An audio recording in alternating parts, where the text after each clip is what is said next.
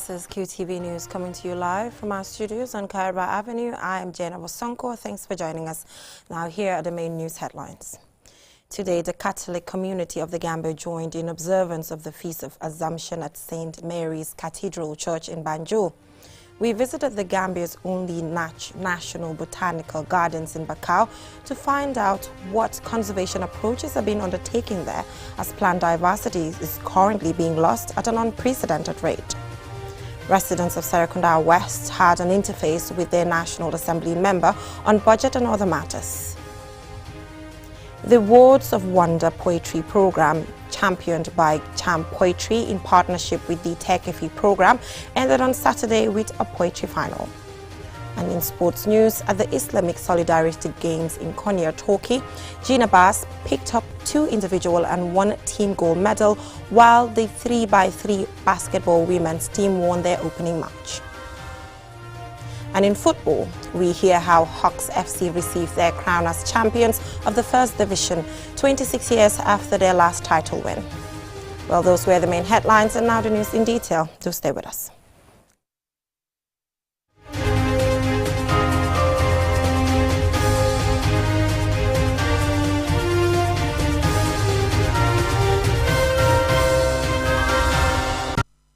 Thank you for joining us. You are watching QTV News and I am Jana Wasonko. Now today, the Catholic community of the Gambia joined in observance of the Feast of Assumption at St. Mary's Cathedral Church in Banjul. Ajibintu Drame was there in attendance and she fastened this report.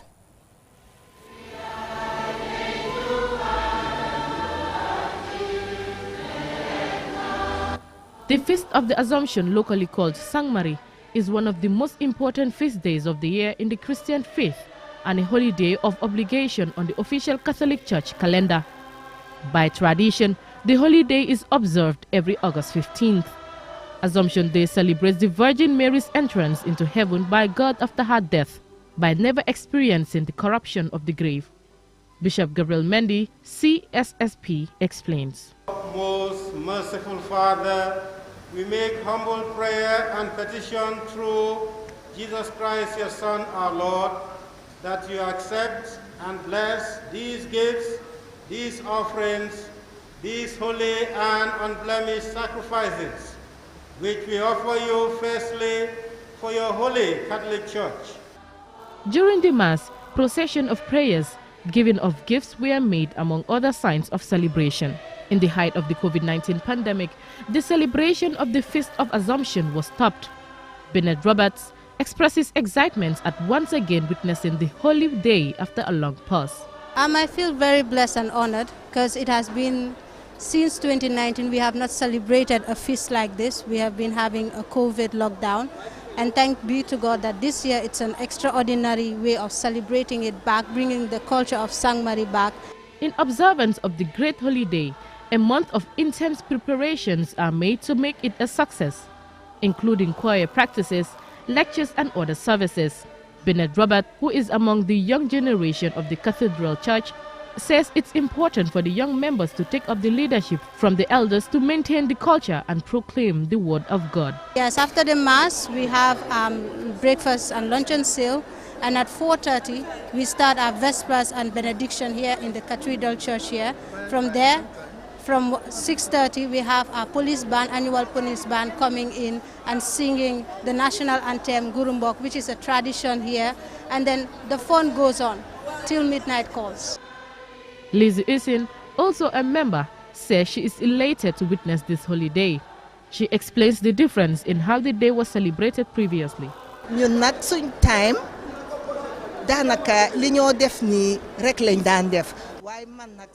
in my time, I haven't seen much of a difference. However, my mother used to tell me how it was during her great-grandmother's time in the 1800s. In those times, on this day after the Mass, there were Vespers, which is an evening prayer. Children will wear their first communion clothes, do a procession, sprinkling flowers like you saw the girls do. The elderly will remove their top clothing and give it to the young ones, while the elders would sit back and relax and have fun too on the day of Sangmari in the old days. This time, in celebration of the day, after the Mass prayers, the church held a luncheon sale where various home-cooked foods are sold. By 4:30 p.m., a Vesper will be held.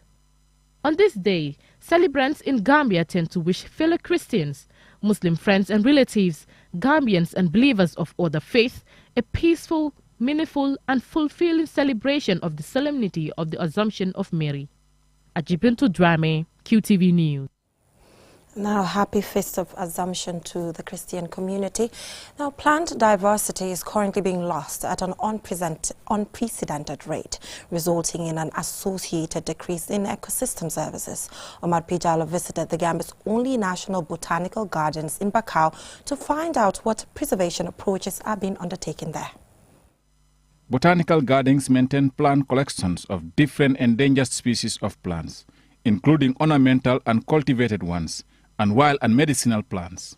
They collect plant species from around the world and are important for medicinal and educational research and for ecotourists attracted to the environment of the garden. The Gambia's only national botanical gardens in Bakau, which was established in 1924 and situated at Cape Point, has over 300 varieties of plant species. After independence, the garden was abandoned for many years until its adoption by a British couple who later handed it over to the Department of Agricultural Services. The department appointed 4 supervisors to take care of the garden. Bernard Sanyang, a botanist at the garden, who took me on a conducted tour of the premises, says the garden was created to conserve the country's flora and fauna. Plant any trees in your compound, because now people are cutting trees. Very important for you to plant trees. If you have such trees to plant it in your home, you can do it. Because trees are very important for human beings also. If you have trees, you can plant them. Now people are cutting trees and not planting trees. I advise anyone watching me, looking at me right now, if you can plant trees, you can do it, because it's very important here.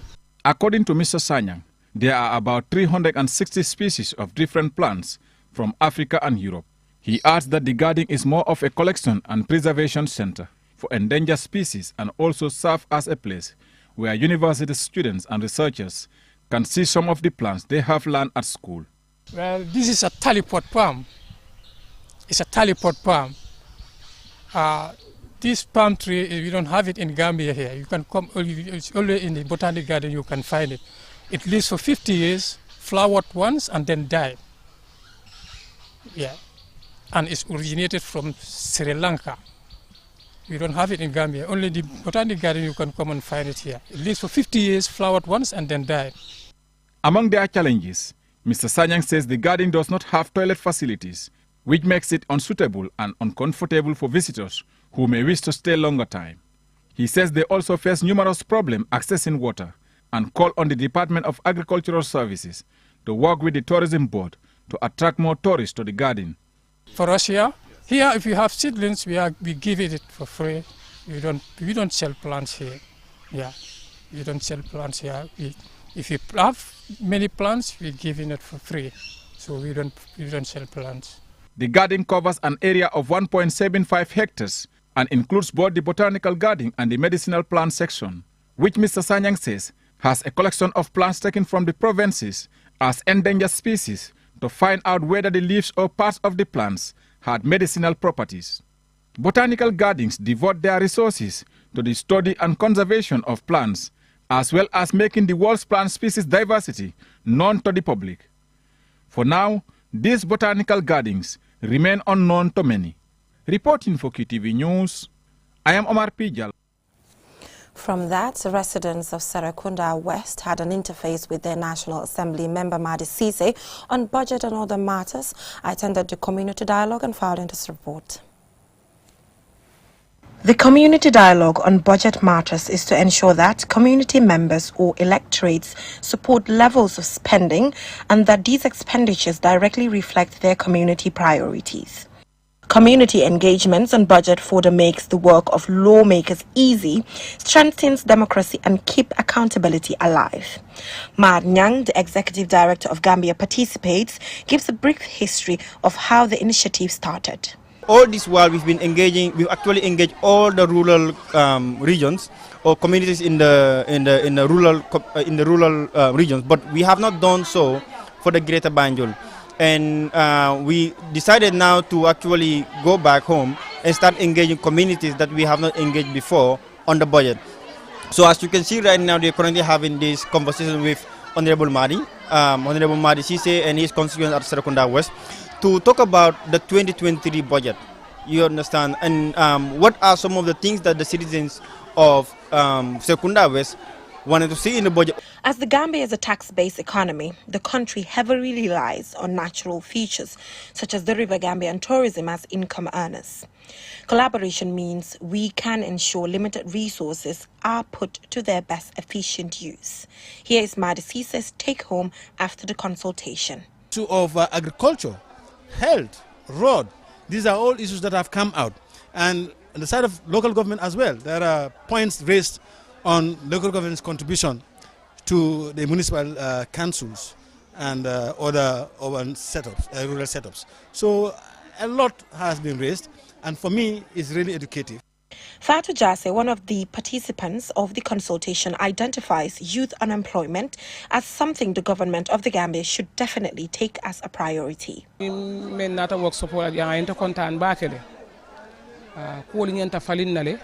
Things need to change.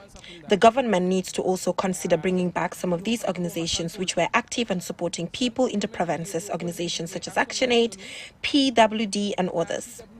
Job opportunities should also be created for our youths, especially skills training. Most of our young people have moved to the urban areas and many of them are not engaged in anything. We need to look at ways to support and create opportunities for them. This activity is in line with Gambia Participates' objectives to engage in fiscal transparency and government accountability. Reporting for QTV News, I am Jenna Bosonko. From that story, we will now go for a short commercial break, and when we return, we have some more local news stories for you as well as sports. Do stay tuned.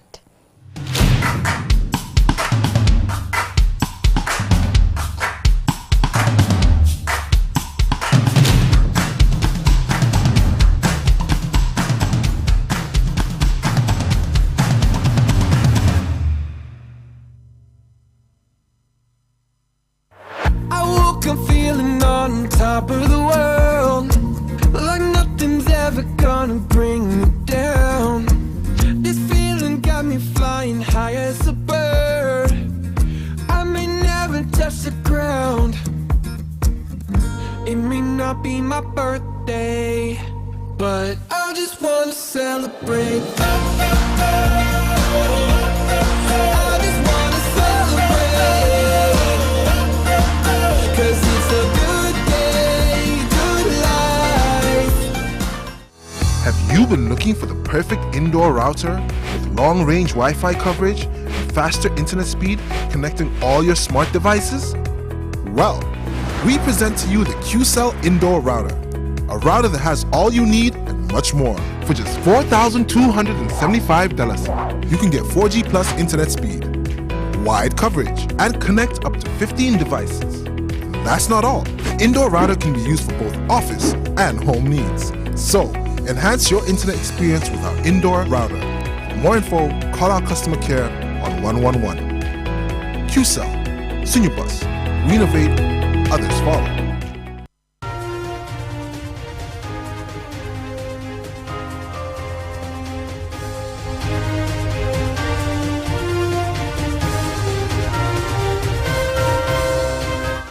Welcome back from that short commercial break. If you're just tuning in, you're watching QTV News, and I am Jenna Bosonko. Still on local news, the Words of Wonder poetry program, championed by Champ Poetry in partnership with TechV program, ended on Saturday with the poetry finals at the Law Faculty Auditorium. Alu Sise was there and fastened his report. Still, we will rise. You may write us down in history with your bitter crystal eyes. You may cut us in the very little, but still, like us, we will rise. The organizers say the event was conceived to use the power of poetry to spread messages discouraging illegal or irregular migration, which had and continues to claim the lives of many young Gambians. Champ Poetry, the organizing body, is established to promote the art of poetry and empower young and aspiring poets with a platform to unleash their potential. With that aim, Champ Poetry partnered with the TechV program, which has a similar migration-related interest, to organize this event. Umar Cham, co-founder of Champ Poetry, says the initiative was launched in the regions in the country, starting with Kanofi municipality. I want to encourage every young poet that is present here today, or even an aspiring young poet, to make the best use of the platform, grab the mic, and spit the lines that you have in possession. Because this is where it starts for everyone, including ourselves. Before we were able to hit the mainstream as far as poetry is concerned, we started as open mic performers. And it does not in any way leave your value below par as far as the art is concerned. Asheri Jallo, who represented the International Trade Center, implementers of the European Union-funded Techifi program and Youth Empowerment program, expressed satisfaction with the organization of the event. She said her office was inspired to support the initiative to help discourage illegal migration and to support and empower young people in various ways. What we're saying is you shouldn't have to risk your lives. There are opportunities here. And the Youth Empowerment Project and Techifi program has proven this for us. From 2017 to date, we have seen a lot of young people that are making ends meet using entrepreneurship programs, using access to finance programs that have been provided to them, either through the Techifi program, to the Youth Empowerment Project, or other projects that are doing the same thing. So to end, I would just say, when you go back, the reason why we're gathered here is to ensure that we get this message out to every single person. There are opportunities available in this country. They might not be enough for everyone, and that's fine, because even in Europe that people are traveling to, not all the opportunities are available to everyone for them to use. Alhaji Jaju, Executive Director of the National Youth Council, whose office is responsible for promoting welfare of young people, expressed pride in what he said are the giant strides made by Gambian youth to change the narrative over the years, including by using the art of poetry. If you ask me 10 years ago whether young people will part with a $10 or $5 to travel a kilometer or two just to go listen to poems, I would have said no. You guys have created an entire niche. You've moved it beyond what it was, perhaps very boring, to what it is today. You've added some great elements of creativity into it, such that people are now willing to move 10 kilometers just to go listen to poetry, or they are willing to part with their $5 and $10 just to come into your hall and listen to poetry. Having proved to be successful, it is hoped Champ Poetry will continue to organize many of these events to promote the art of poetry in the country. Reporting for QTV News, I am Aliu Sise. Brilliant initiative there. Now, over the weekend, the community of Jara Karantaba village in the Lower River region embarked on a day-long tree planting exercise to restore the lost community forest cover. Our regional reporter Bakari Balde attended the exercise and fastened this report. The Village Development Committee, joined by the Women's Wing, planted over 200 trees to restore the degraded community forest park. According to them, the village forest used to be very thick with a variety of trees. Due to human activity, most of the forest cover is fading away. Among the trees planted during this exercise are mangrove trees. Isa Fati, the chairman of the Village Development Committee, says they first got support from the Eco-Based Adaptation IBA project and the Regional Forestry Office last year, and the forestry component of the VDC took up the initiative this year. Working with eco-based adaptation, we were casing the charcoal burners in our forest. We were casing the cane saw users in our forest. That went up to the notice of the forest in our region, and they give us our community forest, all documents officially given to Karantaba VDC. They said you guys are capable of running your own forest community. Falam Fofana, the village forest manager, highlighted some of the challenges they faced. Our problems are bushfires and animals. The trees do well when we plant them, but the herders will sometimes come here and their animals feed on the plants. We want to fence the place to prevent the animals from entering and eating the leaves of mahogany, silk cotton and malina trees. Sidi Double Job, the General Secretary of the VDC, said it should be everyone's business to protect the forest from any forms of destruction. He mentioned that sustainability is vital and further outlined plans to sustain the forest safe. First of all, we are going to use early burning, because last year we used it. Although it was late, but this time around we are going to try and then make sure we do it as early as possible. Early burning is one of the measures we are going to take to make sure that the plants are protected. And the same thing, we are going to use a fire belt also. That is to clear all the perimeter around where the fires normally come. We are going to use a fire belt so that when the fire comes, it cannot penetrate inside. Naba Job, the village women mobilizer, speaking on behalf of the women, emphasized the importance of growing trees to protect our environment. Forests are very important. If one plants trees in the forest and they survive, that adds value to the economy and it is a blessing to the people. It also helps increase rainfall. The loss of trees and other vegetation may lead to climate change, desertification, soil erosion, fewer crops, flooding, and increased greenhouse gases in the atmosphere. To avoid these occurrences, this community is ready to take full ownership of their village forest.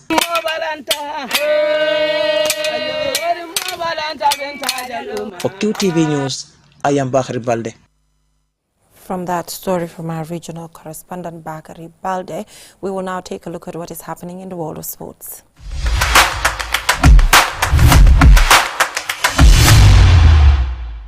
The Gambia continues its fine performance from previous editions at the 5th Islamic Solidarity Games in Konya, Turkey. Gina Bass picked up one individual and one team gold medal, while the 3x3 basketball women's team won their opening match. Our sports reporter Momoto Gajaga has more. Gambia got off to a good start when Gina Bass defended the 200 meters gold medal she won at the 2017 Islamic Games in Azerbaijan. Gina also combined with her teammate to put on a blistering performance to clinch gold in the women's 4x100 meters.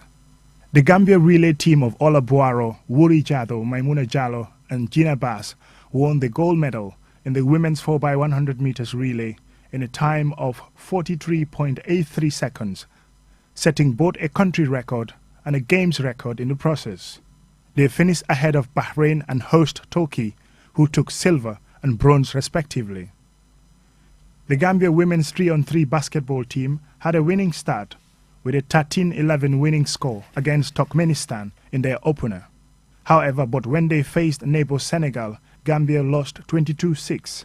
They will now need to win convincingly against Iran on Monday and expect Senegal to beat Turkmenistan to have any chance of advancing to the next round. In judo, Fainjai will be in action late on Monday, fresh from winning a silver medal at the Birmingham 2022 Commonwealth Games. Umudu Gajaga, QTV News. Congratulations, Team Gambia, and to Judoka Fainjai, good luck. Now, Hawks Football Club were officially crowned champions of the Gambia Football Federation's 2021-2022 First Division League at a colourful ceremony held at the Independence Stadium in Bakau. Ali Sise was there and fastened this report.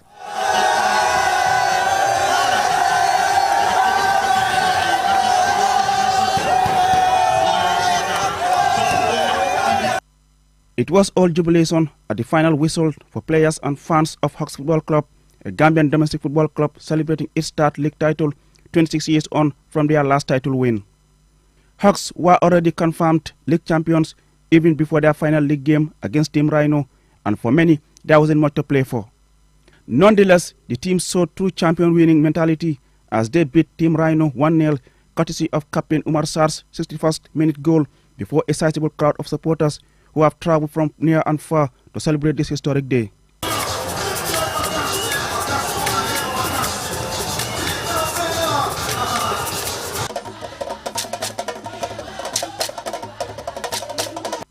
Also present to witness the occasion were executive members of Hawks Football Club and the Gambia Football Federation, led by President Lamin Kababajo. As league champions, Hawks were decorated with medals, handed the giant league trophy, and will receive a $750,000 cash prize.